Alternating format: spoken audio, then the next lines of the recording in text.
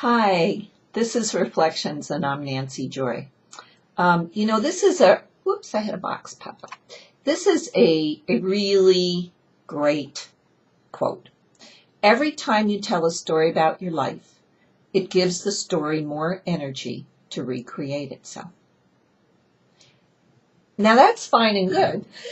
You're telling a fabulous story, right? That's what pumps you up and gets you expanding. But why do you suppose so many of us continue to tell very painful stories from our past? Why do we tell them all the time? Why do we keep repeating them? Well, we keep repeating them because in saying it, we feel this is getting it out and healing. But like attracts like. And every time you have that thought and that energy and you give it power by giving it voice, you're attracting that energy field to you. And the painful, more difficult emotions, they're the heavier ones. They're the ones that sink in your body. They weight you down. The lighter emotions, happier emotions, they're not weighted in your body. They're all around you, so they lift you up.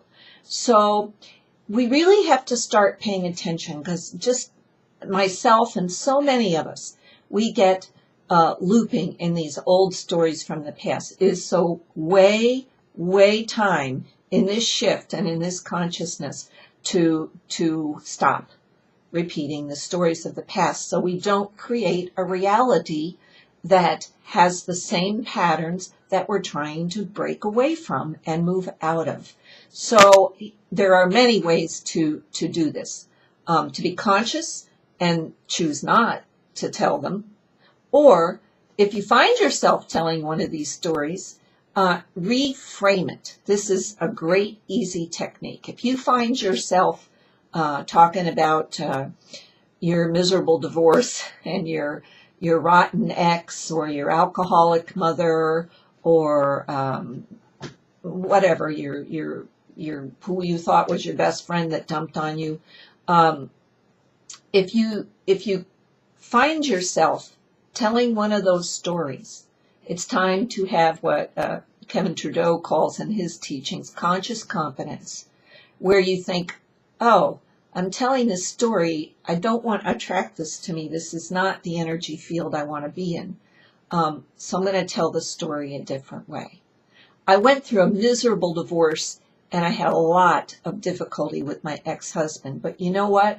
I thank him for the person I've become today.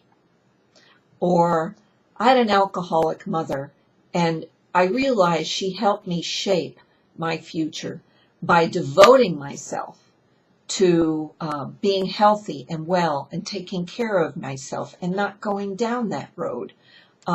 So you just simply take the thought or the story you're telling or the thought that's running through your head, and you find a way to reframe it, and you do this in the moment. There are wonderful techniques, the compassion formula, where you know, what's the lesson? Why did I attract this experience? What did I learn? What's the soul contract? All wonderful. But if you can reframe something that's happening in the moment it's happening, it has a tremendous lift and power to help you create what you really want instead of what you don't want. So that's the advice. I hope you'll use this technique and pay attention, especially this week while it's fresh in your mind, when you start in with a story, and practice reframing it. Pretty soon you'll do it unconsciously. You'll just tell the story in a way that benefits you instead of in a way that weights you down. That's it for this week. Have a great week. I'll be leaving with my group for Glastonbury in about 3 weeks. I'm excited. And the New Zealand trip, I just am. Please check into it. If you have any pull to New Zealand, or have read Drumbelow's book about the Serpent of the Light and how the heart ends up in New Zealand, there's just so much going on there. So if you're drawn to be part of this fantastic group, check it out on my website. You all have a great week, and we'll see you again next week. Bye.